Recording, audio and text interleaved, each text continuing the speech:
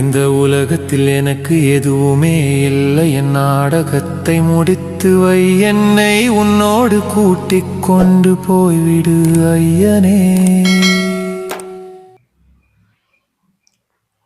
நாம் நம்மை நமக்குள் தேடும் தெய்வீக உள்ளங்களுக்கு அன்பு வணக்கங்கள். இன்று நாம யோக வசிஷ்டம் பார்க்க போறோம். அதுல இதற்கு முன்னால் பார்த்த பதிவான வைராக்கிய பிரகரணம், அதுல இன்று நாம பார்க்க போகிறது நான்காவது அத்தியாயத்திலிருந்து 6வது அத்தியாயம் வரைக்கும் ஆன 3 அத்தியாயங்களுக்கான ஆழ்ந்த விளக்கத்தை பார்க்க போறோம். அதற்கு முன்னால குரு வணக்கம் செய்து நம்முடைய விசாரத்தை தொடரலாம். ஓம் நம பரமரிஷிப்யோம் நம பரமரிஷிப்யாம். ஹரி ஓம். குருர் பிரம்மா குருர் விஷ்ணு குரு தேவோ மகேஸ்வரஹ. குரு சாட்சாத் பரம் பிரம்மம் தஸ்மை ஸ்ரீ குருமூர்த்தயே நிமைதம். ஸ்ரீ தக்ஷிணாமூர்த்தயே. ஓம் சிவாய நம.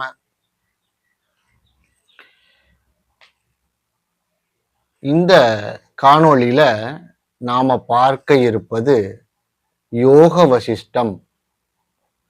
அதுல வைராக்கிய பிரகரணத்துல இப்போது மிகவும் முக்கியமான பகுதியை நோக்கி நாம போறோம். முதல் அத்தியாயங்களில் ராமன் உலகத்தின் நிலையற்ற தன்மை பற்றி தனக்குள் எழுந்த ஆழ்ந்த சிந்தனைகளை சபையில கூறினான். இப்போ 4, 5, 6 ஆகிய அத்தியாயங்கள்ல அவன் இன்னும் ஆழமான வாழ்க்கையில் வெறுமையையும் மனதின் மாயையையும் ஆராய ஆரம்பித்த சிந்தனைகளை சொல்றான். இது ஒரு சாதாரண சோகமான பேச்சு அல்ல, அது விழித்த ஆன்மீகத்தின் குரல். இந்த வாழ்க்கை ஏன் இவ்வளவு வெறுமையா இருக்குது? இதுதான் ராமனுடைய அடிப்படையான கேள்வி. இன்றைக்கு இருக்கக்கூடிய மாடர்ன் வேர்ல்டு என்ன சொல்லுது? பிஸியா இரு, ப்ரொடக்டிவா இரு, கோல்ஸ் செட் பண்ணு, கிரைண்ட் பண்ணு, இப்படின்னு தான் நமக்கு சொல்லி கொடுக்குது. ஆனா ராமன் என்ன கேட்கிறான்? இந்த ஓட்டத்தின் முடிவு என்ன அப்படின்றது தான். இந்த கேள்விக்கு நம்ம கிட்ட பதில் கிடையாது. நாம ஒரு விஷயத்தை கவனிக்கணும். ஒருவர் என்ன பண்றார்? 25 வயசுல சொல்றார் 30 வயதுக்குள் நான் செட்டில் ஆகணும். 30 வயசு வந்த உடனே 40க்குள்ள ஃபினான்சியல் ஃப்ரீடம் ஆயிரும். 40 வயசு வந்தோடனே ரிட்டையர்மெண்ட் பிளானிங்கை பத்தி யோசிக்கிறார். 60 வயசு வந்த உடனே சுகர் லெவல் எவ்வளவு அப்படின்னு யோசிக்கிறார்.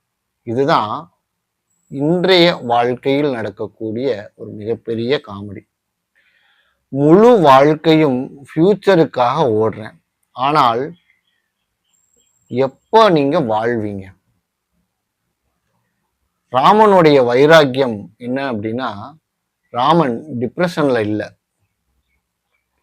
அவன் ரியாலிட்டியை பார்த்து விட்டான். ஒரு குழந்தை டாய் கன்னை வச்சு போலீஸ் கேம் விளையாடுது, அது ரியல்னு நினைக்குது. ஆனா அந்த செய்கைகளை பார்த்து பெரியவங்களா இருக்கிறவங்க சிரிக்கிறோம். ஏன்? அது கேம் தான் அப்படின்றது நமக்கு தெரியும். அது போலதான்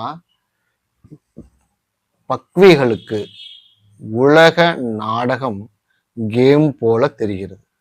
இந்த பக்விகள் அப்படின்னா என்னன்னா, ஆத்ம அனுபவத்தை உணர்ந்தவர்கள்.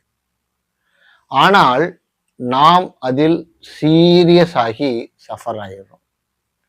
உலக இன்பங்கள் விஷம் கலந்த தேன் அப்படின்றதுதான் இங்க நாம கவனிக்க வேண்டிய ஒரு முக்கியமான வாக்கியம்.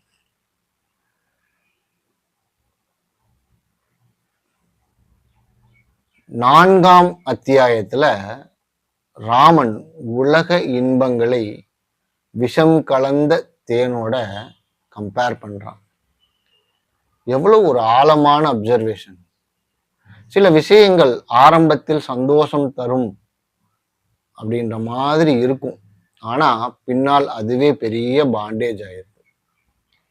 ஒரு நல்ல உதாரணம் அடியனுக்கு ஞாபகம் வருது. முதல்ல நாம் ஒரு புதுசா ஒரு போன் வாங்குறோம். முதல் நாள் பார்த்தோன்னே வாவ், இந்த போனை நம்ம கரெக்டா நமக்கு ஏத்த மாதிரி நாம செலக்ட் பண்ணியிருக்கிறோம் அப்படின்னு நினைச்சு நம்மளுக்கு நாமளே ரொம்ப பெருமைப்பட்டுக்கிறோம். 3 நாள் கழிச்சு இந்த போனோட பேட்டரி பத்தி கவலை வந்துருது. போனு ஸ்கிராட்ச் ஆயிருமோ அப்படின்னு கவலை வந்துருது. மொபைல்ல புதுசா ஒரு அப்டேட் வந்துச்சுன்னா டென்ஷன் ஆயிடும். அதாவது நாம் புதிதாக எந்த பொருள் வாங்கினாலும் அந்த பொருளுடன் மன உளைச்சலுக்கான புதிய ஸ்ட்ரெஸ் பேக்கேஜ் நமக்கு ஃப்ரீ ஆஃபரா வந்துடுது. இதுதான் உலக இன்பங்களின் நேச்சர். ராமன் என்ன சொல்றான்னா, ஆசைக்கு முடிவே கிடையாது. மைண்டுக்கு ஒரு அபாயகரமான குவாலிட்டி இருக்குது. அதுதான் நார்மலைசேஷன். ஒரு விஷயம் கிடைக்கும் வரை அது கிடைச்சா நான் ஹாப்பி, கிடைச்சதுக்கு அப்புறம் இது நார்மல் அப்படின்னு இந்த மூளை நினைக்குது.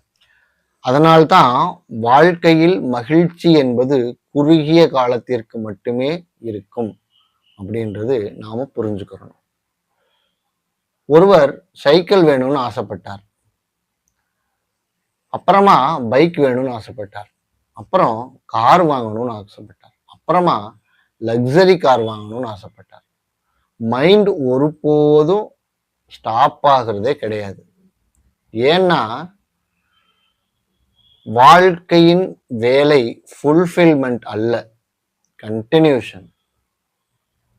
அதனாலதான் யோக வசிஷ்டம் மீண்டும் மீண்டும் நமக்கு வலியுறுத்துவது, ஆசை இருக்கும் வரை அமைதி இருக்காது. மனம் என்பது உலகத்தின் ப்ரொஜெக்டர். ராமன் மிகவும் ஆழமாக மனதை அப்சர்வ் பண்ணான். அவன் என்ன சொல்றான்னா, மனமே உலகத்தை உருவாக்குகிறது. இதோட அர்த்தம் என்ன? நாம கொஞ்சம் சிந்திச்சு பார்த்தோம்னா, ஒரே சிச்சுவேஷன் பற்றி ஆழ்ந்து சிந்திப்போம். ஒருவர் அதை பிளெஸ்ஸிங்னு பார்க்கிறார், மற்றொருவர் அதை சாபம் என்று பார்க்கிறார். Situation same, but the mind is different. இதுதான் இங்க ப்ரொஜெக்ஷன். நாம அதை அணுகும் விதத்துல அதனுடைய நிலை மாறுது. ஒருவர் மலைச்சாரலை பார்த்து எவ்வளவு அழகா இருக்குது அப்படின்னு ரசிச்சு சந்தோஷப்படுறார். மற்றொருவர் என்ன பண்றார், ஐயோ டிராஃபிக்ல இந்த மழைனால சிக்கிக்கிட்டேன் போச்சு அப்படின்னு ஃபீல் பண்ணி ரொம்ப சங்கடப்படுறார். சிச்சுவேஷன் சேம் தான், பட் மைண்ட் இஸ் டிஃப்ரெண்ட். அதனால் சஃபரிங் வெளியிலிருந்து வரவில்லை, மனதில் ஏற்படும் மாறுபட்ட எண்ணங்களில் இருந்து தான் நமக்கு இந்த சஃபரிங் என்பது ஏற்படுகிறது. இங்க ஒரு நகைச்சுவையான உண்மை. ஒருவர் மெடிடேஷன் கிளாஸுக்கு போறார். டீச்சர் என்ன சொல்றார், மைண்ட் எம்டி ஆகணும் அப்படின்றார். அவர் சொல்ற விஷயங்கள் எல்லாம் கேட்டுட்டு அவர் வீட்டுக்கு வந்துட்டார். வந்து மைண்ட் எம்டி ஆச்சா அப்படின்னு மைண்டையே கேட்டார். அதாவது மைண்ட் தான் ப்ராப்ளம், அதைத்தான் சொல்யூஷன் கேட்கிறோம். இதுதான் மனிதனின் சோகமான நிலை.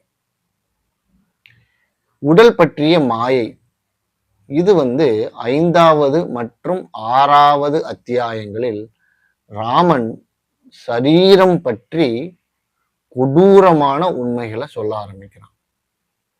இந்த உடல் அழிவதற்காகவே பிறந்தது. இன்று பியூட்டி இண்டஸ்ட்ரி முழுவதும் என்ன மெசேஜ் சொல்லுது நமக்கு? Forever young. ஆனால் சரீரம் அமைதியா என்ன செஞ்சுக்கிட்டு இருக்குது? Every second it's getting ageing. நாம அதை கவனிக்கிறதே கிடையாது. ஒருவர் கண்ணாடி முன்னால நின்று 30 நிமிஷமா மேக்கப் பண்ணி ரெடி ஆயிட்டு இருக்கார். ஆனா பாடி உள்ள என்ன மாதிரி நடந்துக்குது? செல்ஸ் தொடர்ந்து இறந்துகிட்டே இருக்குது. இதை சொன்னோம்னா நம்மளுடைய ஈகோவுக்கு கேட்க பிடிக்காது. ஆனால் ஆன்மீகம், ஸ்பிரிச்சுவாலிட்டி என்பது ஈகோ கம்ஃபர்ட்டாக இல்லை. அதுதான் விஷயம். உண்மைக்காக. இதை நாம புரிஞ்சுக்கணும். ஒரு ஆழ்ந்த உதாரணம் இங்க அடியன் சொல்ல விரும்புறேன். கடற்கரையில குழந்தைகள் மணல் கோட்டை கட்டி விளையாடுறாங்க. ரொம்ப சீரியஸா கட்டுவாங்க. ஒரு பெரிய அலை வந்தோன்னா மணல் கோட்டை கரைஞ்சு போயிடும். அப்போது ரொம்ப அழுவாங்க. ஆனா பெரியவங்களுக்கு அதை பத்தி தெரியும். அது நிலையானது இல்லை, தண்ணி பட்டா கரைஞ்சு போயிடும் அப்படின்னு. ஒரு ஞானியோட வாழ்க்கையும் இப்படித்தான் அவரோட வாழ்க்கையை பார்க்கிறார். Money, status, relationship, identity, all the informations are sand castle, அதாவது மணல் கோட்டை போல. இதை புரிந்தவுடன் டிட்டாச்மெண்ட் நேச்சுரலி வந்துருது. கட்டாய துறப்பு இங்கே அவசியம் இல்லை. அது புரிதலின் பேரில் நடக்கணும். அதுதான் உண்மையான ஸ்பிரிச்சுவாலிட்டி. வைராக்கியம் என்றால் உலக வெறுப்பா அப்படின்னு ஒரு கேள்வி. வைராக்கியம்ன்றது உலக வெறுப்பு இல்லை. இதுதான் ஒரு முக்கியமான பாயிண்ட் நாம யோசிக்க வேண்டியது. வைராக்கியம் என்பது உலகத்தை அதன் உண்மையான இயல்பில் பார்ப்பது. ஒரு பூ அழகா இருக்குது, அதை ரசிக்கலாம். ஆனா அது வாடும் அப்படின்னு தெரியும். அப்போ அப்ரிசியேஷன் இருக்கும், அட்டாச்மெண்ட் குறையும்.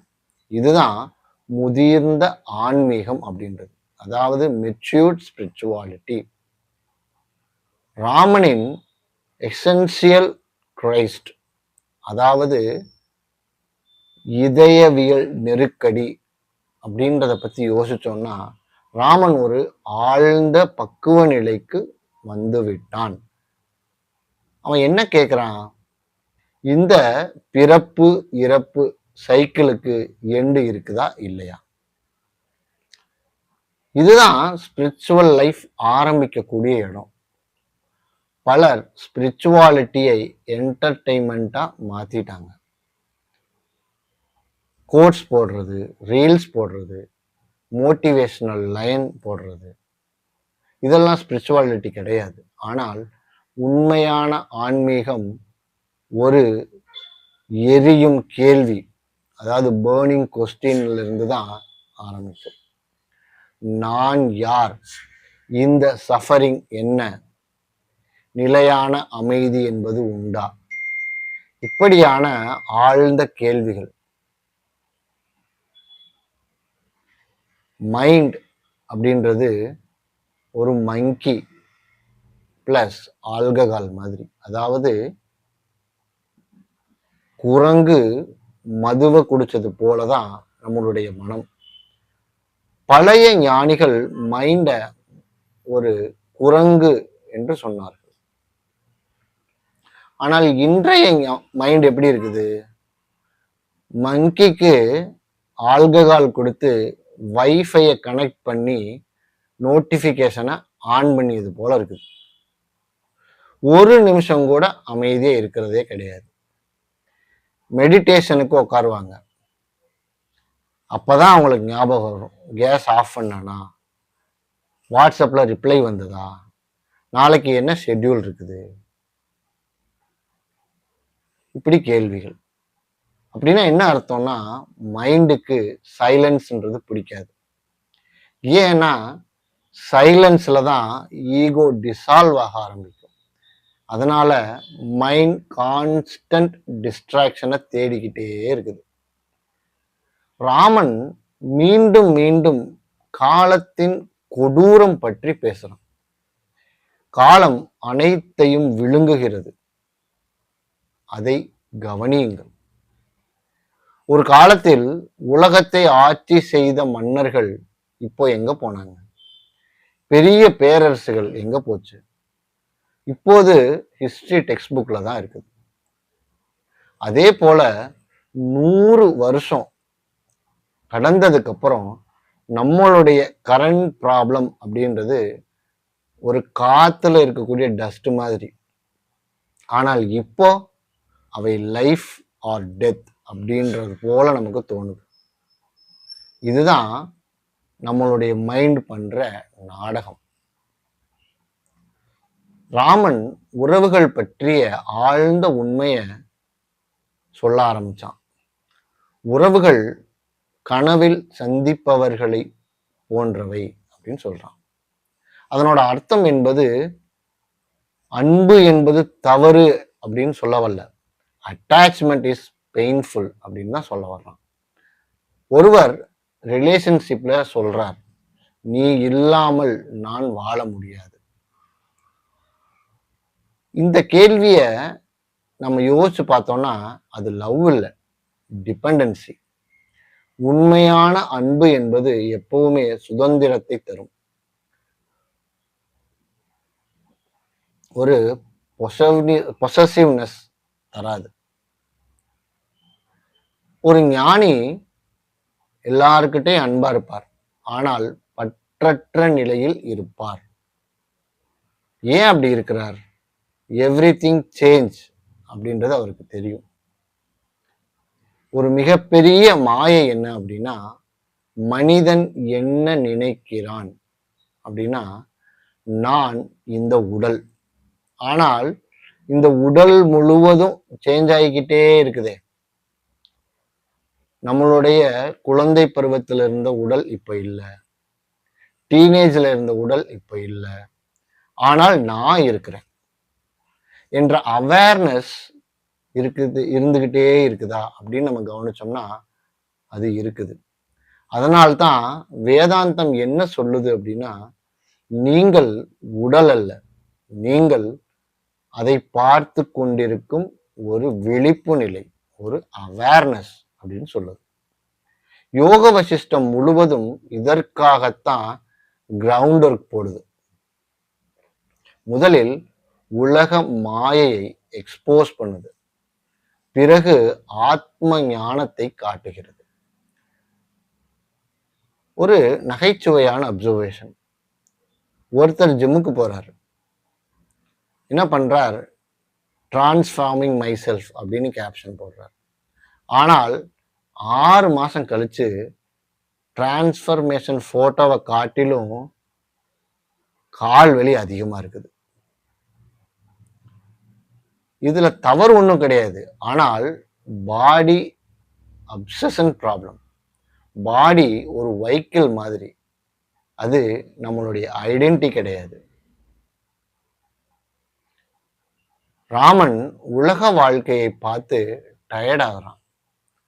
ஏன்னா மனிதன் ஓடிக்கொண்டே இருக்கிறான், ஆனால் அவன் எங்கேயுமே போகல. த்ரெட்மில் மாதிரி நின்ன இடத்துலயே ஓடிட்டு இருக்கிறான். மூமெண்ட் இருக்குது, பட் சேம் பிளேஸ்.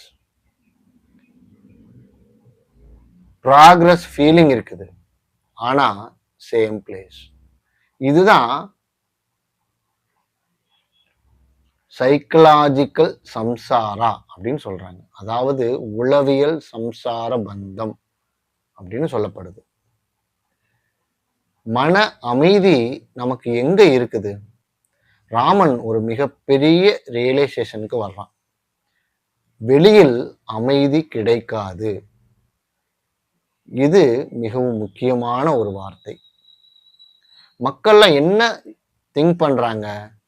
இந்த சுச்சுவேஷன் சேஞ்ச் ஆனா நான் பீஸ்ஃபுல் ஆயிடுவேன். ஆனா every new situations brings new problem. ஒரு நியூ ஜாப் ஒரு புதுவிதமான ஸ்ட்ரெஸ்ஸை கொண்டு வருது. ஒரு மேரேஜ் நியூ ரெஸ்பான்சிபிலிட்டியை கொண்டு வருது. மணி ஒரு புது ஃபியரை கொண்டு வருது. அதனால் ப்ராப்ளம் அப்படின்றது எக்ஸ்டர்னல் இல்லை, அது மைண்டோட ஸ்ட்ரக்சர். இப்படியெல்லாம் யோசிக்கிற ராமனை பார்த்து வசிஷ்டர் ஏன் மகிழ்ச்சி ஆகிறார்? அனைவரும் ராமனை பார்த்து கவலைப்படலாம், ஆனா வசிஷ்டர் மட்டும் இன்வர்ட்லி ஹாப்பி. ஏன்? ஏன்னா சூப்பர்ஃபிஷியல் வேர்ல்ட் இன்ட்ரெஸ்ட், அதாவது மேலோட்டமான உலக ஆர்வம் என்ற நிலை குறையாமல் ரியல் ஸ்பிரிச்சுவாலிட்டி தொடங்காது. ஒருவர் உலகவியல் கேம்ல ஃபுல்லி இன்ட்ரெஸ்டா இருந்தா அவருக்கு ட்ரூத் மீது இன்டென்சிட்டி வராது. இத தெரிஞ்சு உணர்ந்திருந்த வசிஷ்டர் ராமன் இப்போ ரெடியா இருக்கிறான். வைராக்கியம் இல்லாமல் ஞானம் வராது. இது யோக வசிஷ்டத்தின் சென்டர் டீச்சிங். மைண்ட் இன்னும் வேர்ல்ட்ல ஃபுல்ஃபில்மெண்ட் தேடிக்கிட்டே இருந்தா அது இன்வர்டா டேர்னிங் ஆகாது. இதுதான் நம்ம ரொம்ப யோசிச்சு பார்க்க வேண்டிய விஷயம். சொல்லக்கூடிய வார்த்தைகள் ரொம்ப ஆழமானது. ஒரு ஸ்டேஜுக்கு அப்புறம் சோல் டயர்டாகும் ஆகணும். அப்பதான் என்கொயரி என்பது ஆரம்பிக்கும். ஒரு உயர்ந்த உபதேசம் உங்களுக்கு என்னன்னா, ரொம்ப கவனமா கேளுங்க. யோக வசிஷ்டம் என்பது அல்டிமேட்லி என்ன சொல்ல வருது? உலகத்தை விட்டு ஓடாதே, அதில் உண்மையை தேடாதே. இந்த நுட்பமான வேறுபாடு, அதாவது செட்டில் டிஃபரன்ஸ். உலகத்தை என்ஜாய் பண்ணலாம், ஆனால் அதிலிருந்து பெர்மனன்ட் ஹாப்பினஸ் எக்ஸ்பெக்ட் பண்ணி நம்மளை ஸ்ட்ரெஸ்ஸில் ஆழ்த்திக்க கூடாது. அப்போதுதான் உண்மையான ஃப்ரீடம் என்ன அப்படின்றது நமக்கு புரிய வரும். ஒரு ஆழ்ந்த சிந்தனை உங்களுக்காக. நீங்கள் இன்று இழக்க பயப்படுவது என்ன? மணியா, ரிலேஷன்ஷிப்பா, இமேஜா அல்லது பாடியா? அவை அனைத்தும் டெம்பரவரி என்றால் நீங்கள் யார்? இந்த கொஸ்டின் ரொம்ப டேஞ்சரஸ். ஏன்னா ஈகோவுக்கு ஆன்சர் இல்லை, ஆனால் லிபரேஷனுக்கு இதுதான் டோர். இதை நாம ஆழ்ந்து சிந்திக்கணும். இறுதியா ஒரு உபதேசம். ராமன் ஸ்லோலி ஒரு மிகப்பெரிய ட்ரூத்துக்கு அருகில் வருகிறான். நிலையற்றதை பிடிக்கிறதே துன்பம். இதை டீப்பா அண்டர்ஸ்டாண்ட் பண்ணுங்க. லைஃப் சேஞ்ச் ஆகும். பீப்புள் நம்மளை சுற்றி இருக்கிறவங்க எல்லாரும் சேஞ்ச் ஆன மாதிரி தெரிவாங்க. மைண்டோட ஸ்டேட் சேஞ்ச் ஆகும். ஆனால் எல்லாவற்றையும் கவனித்து கொண்டிருக்கும் அவேர்னஸ் இருக்குது. அதுவே உங்கள் உண்மையான இயல்பு. அதுவே ஆத்மா. அதுவே சாந்தியான நிலை. இப்போ அந்த 4வது 5வது 6வது அத்தியாயத்தை பார்க்கறதுக்கு முன்னால ஒரு சிறிய தியானம் பண்ணி பார்க்கலாம்.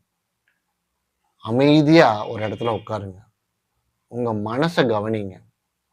ஆசைகள் வரட்டும், அது வந்துட்டு போகும். எண்ணங்கள் வரட்டும் போகட்டும். ஆனால் அவற்றை கவனித்து கொண்டிருக்கும் நான் யார் அப்படின்னு பாருங்க. அங்கேயே யோக வசிஷ்டம் புத்தகமாக இல்லாமல் உங்கள் சொந்த அனுபவமாக மாற ஆரம்பிக்கும். இப்போ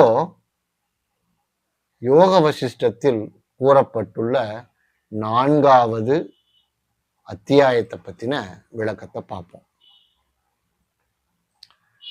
அரசவையிலிருந்து முனிவர்கள் அனைவரும் ராமன் ஆழ்ந்த வைராகியத்தை கவனித்து ரொம்ப வியப்படைஞ்சு பார்த்துட்டு இருந்தாங்க.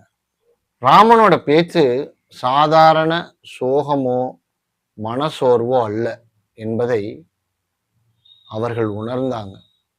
ராமன் தொடர்ந்து பேச ஆரம்பிக்கிறான். இந்த உலகத்தில் மனிதர்கள் எண்ணற்ற செயல்களில் ஈடுபடுகிறார்கள்.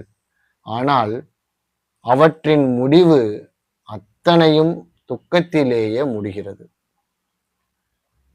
பிறப்பு என்பது துன்பம், முதுமை என்பது துன்பம், நோய் என்பது துன்பம், மரணம் என்பது துன்பம். அவன் மேலும் என்ன சொல்ல வர்றான் அப்படின்னா, உலக இன்பங்கள் விஷம் கலந்த தேன் போன்றவை. ஆரம்பத்தில் அவை இனிப்பாக தோன்றுகின்றன, ஆனால் இறுதியில் துன்பத்தை தருகின்றன.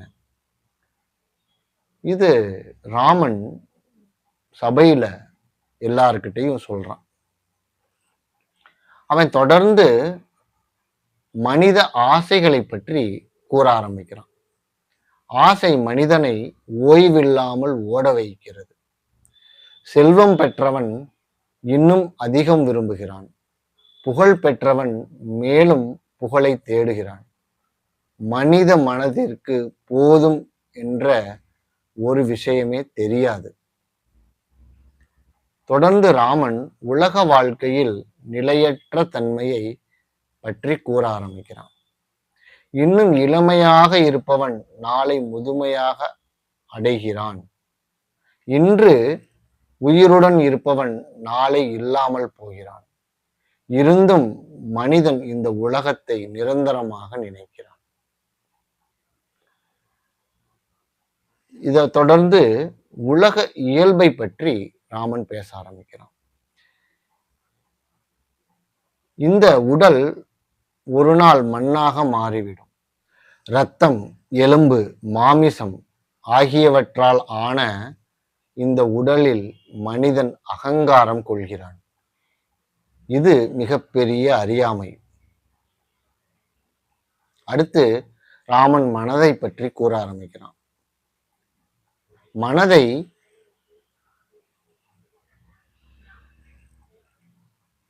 மனமே உலகத்தை உருவாக்குகிறது. மனம் ஆசைப்படும் பொழுது பந்தம் உருவாகிறது.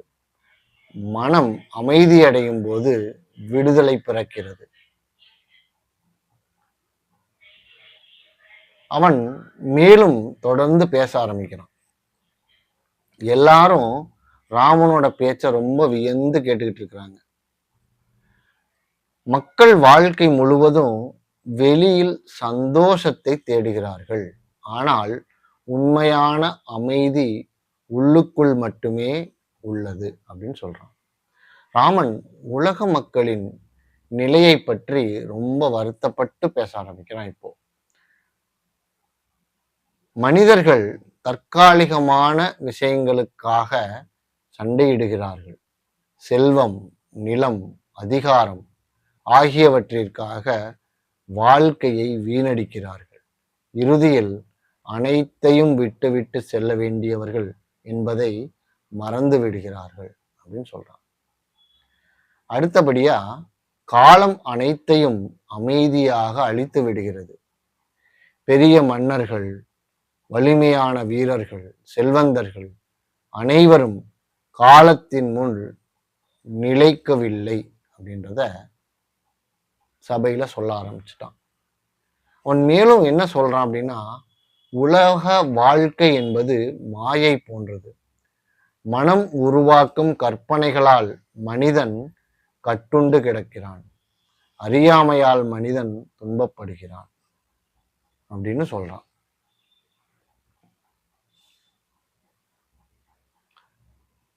தொடர்ந்து ராமன் பேசிக்கிட்டு இருக்கிறத பார்த்து எல்லாரும் அவனோட பேச்சுல ஆழ்ந்து போயிடுறாங்க.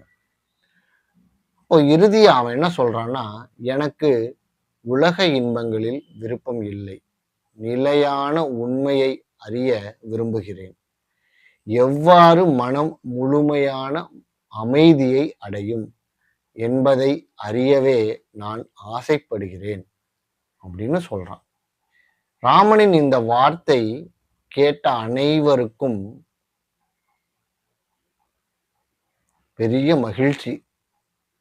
விஸ்வாமித்திரர் சொல்றாரு, இத்தகைய வைராக்கியம் என்பது மிக அரிதானது. அப்போ வசிஷ்டர் மனசுல என்ன நினைக்கிறார்னா, இப்போது ராமனுக்கு பரம ஞானத்தை உபதேசிக்க வேண்டிய நேரம் வந்துவிட்டது அப்படின்னு சொல்றார், அப்படின்னு நினைச்சுக்கிறார். அத்தோட அன்னையோட சபை முடிவடைகிறது. இத்தோட 4வது அத்தியாயமும் முடிவடைகிறது. இப்போ 5வது அத்தியாயம், யோக வசிஷ்டம் வைராக்கிய பிரகரணத்தின் 5வது அத்தியாயம். மறுநாள் காலை அரசவை கூடுகிறது. அவையில இருந்த முனிவர்கள் அனைவரும் ராமன் நேற்று பேசிய வார்த்தைகள்ல பிரமிச்சு போய் ஆழ்ந்து உட்கார்ந்துருக்கிறாங்க. இன்னைக்கு அவன் என்ன சொல்ல போறான், அவன் எப்படி இவ்வளவு விஷயங்களை யோசிக்கிறான் அப்படின்னு ரொம்ப வியந்து ராமனை பார்த்துட்டு இருக்கிறாங்க. ராமனின் மனம் உலக ஆசைகளில் இருந்து விலகி உண்மையை தேட தொடங்கி இருந்தது. ராமன் சபைக்கு வந்து எல்லோருக்கும் வணக்கம் தெரிவித்து மீண்டும் பேச ஆரம்பிக்கிறான். இந்த பேச்சின் ஆரம்பத்துல இந்த உலக வாழ்க்கை மிகவும் வேகமாக மாறிக்கொண்டிருக்கிறது. ஒரு கணத்தில் மகிழ்ச்சி, மறுகணத்தில் துக்கம், எதிலும் நிலைத்தன்மை இல்லை அப்படின்னு சொல்றான். அவன் தொடர்ந்து மனிதன் வாழ்க்கை முழுவதும் எதையாவது அடைவதற்கு முயற்சி பண்ணிக்கிட்டே இருக்கிறான். ஆனால் அடைந்த பிறகும் மனம் அமைதி அடையவில்லை. அப்படி என்றால் ஆசை என்பது ஒரு முடிவில்லாத சங்கிலி அப்படின்னு சொல்றான். ராமன் செல்வத்தை பற்றி பேச ஆரம்பிக்கிறான். செல்வம் மனிதனுக்கு பாதுகாப்பை தரும் என்ற உணர்வை தோற்றுவிக்கிறது. ஆனால் அது பயத்தையும் கவலையையும் சேர்ந்தே அதிகரிக்கிறது. செல்வத்தை பாதுகாக்கும் பயத்தில் மனிதன் அமைதியை இழக்கிறான் அப்படின்னு சொல்றான். அவன் உலக புகழை பற்றி பேச ஆரம்பிக்கிறான். புகழ் காற்றை போன்றது. இன்று மக்கள் ஒருவரை புகழ்கிறார்கள், நாளை அவரையே மறந்து விடுகிறார்கள். பிறரின் பாராட்டில் வாழ்பவன் ஒருபோதும் சுதந்திரமாக இருக்க முடியாது அப்படின்னு சொல்றான். அடுத்தபடியா ராமன் மனித மனத்தின் பலவீனத்தை பற்றி கூற ஆரம்பிக்கிறான். மனம் ஒரு வாழ்க்கையை போன்றது. ஒரு விஷயத்தை விட்டுவிட்டால் உடனே இன்னொன்றை பிடிக்கிறது. அது எப்போதும் வெளியில் அலைகிறது. மனம் ஆசைகளால் நிரம்பி இருக்கும் வரை அமைதி கிடைக்காது. கடலில் அலைகள் இருக்கும் வரை அதன் மேற்பரப்பு அமைதியாக இருக்காது. அதே போல ஆசைகள் இருக்கும் வரை மனமும் அமைதி அடையாது அப்படின்னு சொல்றான். தொடர்ந்து ராமன் உடலின் நிலையற்ற தன்மையை பற்றி பேசுறான். உடல் நாளுக்கு நாள் அழிவை நோக்கி செல்கிறது. இருந்தும் மனிதன் அதில் பெருமை கொள்கிறான். முதுமை, நோய், மரணம் இவை அனைத்தும் உடலின் இயல்புகள் அப்படின்னு சொல்றான். இப்போ உலக உறவுகள் பற்றி ராமன் சொல்ல ஆரம்பிக்கிறான். உறவுகள் கனவில் சந்திக்கும் மனிதர்களை போன்றது. சில காலம் ஒன்றாக இருப்பார்கள், சிறிது காலம் கழித்து பிரிந்து விடுவார்கள். இருந்தும் மனிதன் அவற்றில் நிரந்தரத்தை எதிர்பார்க்கிறான். இந்த உலகம் மனிதனின் தோற்றம் போல உள்ளது. மனம் அமைதியாக இருந்தால் உலகமும் அமைதியாக தோன்றும். மனம் கலங்கினால் உலகமும் துன்பமாக தெரியும். இத சொன்ன உடனே வசிஷ்டர் ரொம்ப ஆழ்ந்த மகிழ்ச்சிக்கு போறார். அவன் மனிதனின் அறியாமையை பற்றி வருத்தப்பட்டு சொல்ல ஆரம்பிக்கிறான். மரணம் நிச்சயம் என்பதை அனைவரும் அறிவார்கள், ஆனால் யாரும் அதை பற்றி சிந்திக்க விரும்பவில்லை. மாயை மனிதனை உண்மையிலிருந்து விலக்குகிறது. இத சொன்ன உடனே தசரத சக்கரவர்த்திக்கு தன்னுடைய மகனின் ஆழ்ந்த அறிவை பார்த்து வியந்து போகிறார். ராமன் அன்றைய சபையின் இறுதியா பேச ஆரம்பிக்கும் போது என்ன சொல்றான்னா, நான் உலக வாழ்க்கையில் சோர்வடைந்து விட்டேன்.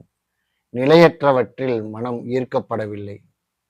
எனக்கு வேண்டியது அனைத்தும் உண்மையான ஞானம் மற்றும் அழியாத அமைதி அப்படின்னு சொல்றான். ராமனின் இந்த ஆழ்ந்த வைராகியத்தை கேட்ட முனிவர்கள் அனைவரும் ராமனை பாராட்டுகிறார்கள். விஸ்வாமித்திரர் வசிஷ்டரை நோக்கி, ராமனின் மனம் இப்பொழுது பரிபக்குவம் அடைந்துள்ளது அப்படின்னு சொல்றார். வசிஷ்டரும் அமைதியாக தலையசைக்கிறார். ஏன்னா உண்மையை அறிய தயாரான மனமே ஞானத்தை பெற முடியும் என்பதை அவர் அறிந்திருந்தார். இந்த விவாதத்தோட அன்றைய அரசவை நிகழ்ச்சி நிறைவடைகிறது. இத்தோடு 5வது பிரகரணமும் முடிவடைகிறது. இப்போ யோக வசிஷ்டம் வைராக்கிய பிரகரணத்தின் 6வது அத்தியாயம். இப்போ தொடர்ந்து ராமன் இன்னைக்கும் பேசுறான். ராமனின் மனம் உலக ஆசையிலிருந்து விலகி உண்மையை நோக்கி திரும்பி இருந்தது. இன்னைக்கு ராமன் என்ன பேசுவான் அப்படின்னு சொல்லி எல்லாரும் ஆவலா பார்த்துட்டு இருந்தாங்க. ராமன் அரசவைக்குள்ள நுழைஞ்சு எல்லா முனிவர்களையும் குருமார்களையும் மகரிஷிகளையும் வணங்கி அவனுடைய பேச்ச தொடங்குறான். இந்த உலக வாழ்க்கை ஒரு கண நேர கனவை போன்றது. மனிதர்கள் பிறக்கிறார்கள், சில நாட்கள் வாழ்கிறார்கள், பின்னர் மறைந்து விடுகிறார்கள். இந்த நிலையற்ற வாழ்க்கையில் மனிதன் எதற்காக இவ்வளவு பற்றுக்கொள்கிறான் என்று எனக்கு புரியவில்லை அப்படின்னு சொல்றான். தொடர்ந்து அவன் பேச ஆரம்பிக்கிறான். மகிழ்ச்சி என்று தோன்றும் விஷயங்களுக்குள் கூட துன்பத்தின் விதை மறைந்துள்ளது. உலக இன்பங்கள் ஆரம்பத்தில் மகிழ்ச்சியாக தோன்றினாலும் இறுதியில் வெறுமையையே தருகின்றது அப்படின்னு சொல்றான். அடுத்து ராமன் ஆசைகளை பற்றி சிந்திச்சு பேசுறான். ஆசை என்பது ஒரு முடிவில்லாத நோய். ஒரு ஆசை நிறைவடைந்தாலும் மனம் அமைதி அடைவதில்லை. மீண்டும் புதிய ஆசைகள் எழுப்புகின்றன. இதனால் மனிதன் எப்போதும் ஓயாமல் அலைகிறான் அப்படின்னு சொல்றான். அப்போ ராமனுக்கு அந்த ஆசைகள் எழும் மனதின் இயல்பை பற்றி சிந்தனை வருது. தொடர்ந்து சொல்றான். மனம் காற்றை போல எப்போதும் அசைகிறது. அதை கட்டுப்படுத்தாதவரை அமைதி கிடையாது. மனம்தான் மனிதனை உலகத்தில் கட்டி வைக்கிறது அப்படின்னு சொல்றான். ராமன் உலக மனிதர்களின் நிலையை பற்றி சிந்திக்க ஆரம்பிக்கிறான். மக்கள் அறியாமையால் வாழ்க்கையை வீணடிக்கிறார்கள். செல்வம், உறவுகள், புகழ் ஆகியவற்றுக்காக சண்டையிட்டுக் கொள்கிறார்கள். ஆனால் இவை அனைத்தும் ஒரு நாள் மறைந்து போகும் என்பதை அவர்கள் சிந்திப்பதில்லை அப்படின்னு சொல்றான். அவன் உடலின் உண்மையை பற்றி ஆழ்ந்து சிந்திக்கிறான்.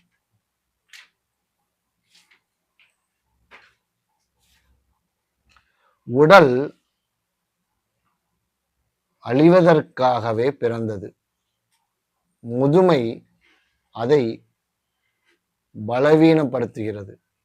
நோய் அந்த உடலை துன்பப்படுத்துகிறது. மரணம் அதை முடிவுக்கு கொண்டு வருகிறது. இந்த உடலை நான் என்று நினைப்பதே மிகப்பெரிய மாயை. உடல் மாறிக்கொண்டே இருக்கிறது. ஆனால் மனிதன் அதிலேயே அடையாளத்தை தேடுகிறான். அப்போ அவனுக்கு இந்த இளமை பருவம் முதல் முதிர்ச்சி வரை இருக்கக்கூடிய காலத்தை பற்றி சிந்திக்க ஆரம்பிக்கிறான். அப்போ அந்த காலத்தின் சக்தியை பற்றி ஆழ்ந்த விசாரம் பண்ணும் பொழுது அவனுக்கு சில விஷயங்கள் தோன்றுது. அப்போ அதை பத்தி பேச ஆரம்பிக்கிறான். காலம் அமைதியாக அனைத்தையும் அளிக்கிறது. பெரிய நகரங்கள், பேரரசுகள், மன்னர்கள் அனைத்தும் காலத்தின் முன் மறைந்து விட்டன. இதை கண்டும் மனிதன் அகங்காரத்தில் வாழ்கிறான் அப்படின்னு சொல்றான். அப்போ உலக வாழ்க்கை ஒரு வெறுமை அப்படின்றத உணர ஆரம்பிக்கிறான். மனிதன் பிறக்கிறான், உழைக்கிறான், கவலைப்படுறான், வயதாகிறான், கடைசியில் இறந்து விடுகிறான். இந்த சுழற்சியின் உண்மையான அமைதி எங்க இருக்குது அப்படின்னு ராமன் கேட்கிறான். தொடர்ந்து மனம் அமைதியானவற்றை பற்றி யோசிக்காமல் அமைதி அடையாதவரை யாருக்கும் சந்தோஷம் கிடைக்காது என்பதை அறியவில்லை. வெளி உலகத்தை மாற்ற முயல்வதை விட மனதை அறிதலே முக்கியம் அப்படின்னு சொல்றான். இத்தோட அன்றைய அரசவையின் நிகழ்ச்சி நிறைவடையும் தருணத்துக்கு வருது. அப்போ ராமன் என்ன சொல்றான்னா, எனக்கு உலக இன்பங்களில் ஆர்வம் இல்லை. நிலையான உண்மையை அறிய வேண்டும். எப்படி இந்த மனம் முழுமையான அமைதியை அடையும் என்பதை அறிய விரும்புகிறேன் அப்படின்னு வசிஷ்டர்ட்ட வணங்கி நிற்கிறான்.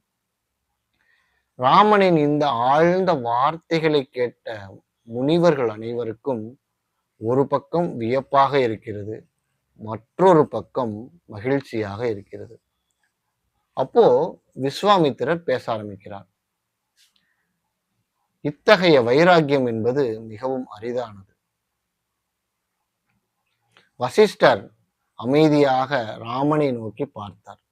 ஏன்னா உலக மாயையை உணர்ந்த மனமே பரம ஞானத்திற்கு தகுதியானதாகும் அப்படின்னு சொல்லி ராமனை கட்டி பிடிச்சுக்கிறார். அத்தோட அன்றைய அரசவை நடவடிக்கைகள் நிறைவடைகிறது. இத்தோட யோக வசிஷ்டத்தின் வைராக்கிய பிரகடனத்தோட 6வது அத்தியாயம் நிறைவடைகிறது. ஓம் சிவாய நம.